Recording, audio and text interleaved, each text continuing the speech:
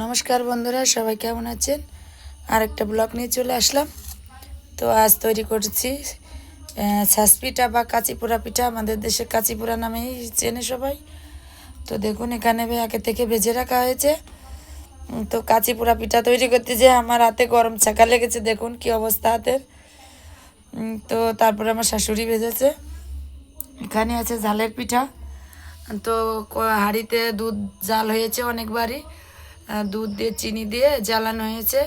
তো এখন এই পিঠাগুলো একটা একটা করে দেওয়া হবে আমাদের। তো পিঠাগুলো রসে ভেজানো হবে। রসের ভেজানো পিঠা খেতে খুব মজা লাগে, যদি সঙ্গে খেজুরের গুড় থাকে। তো যেহেতু ঘরে গুড় নেই, আমি চিনি দিয়ে পিঠাটা ভিজাবো। তো দেখুন, আমি আপনাদের সঙ্গে শেয়ার করছি।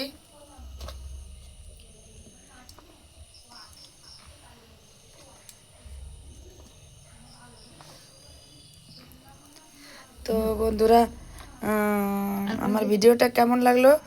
যদি ভালো লাগে তো লাইক শেয়ার করে পাশে থাকবেন। সবাইকে অসংখ্য ধন্যবাদ।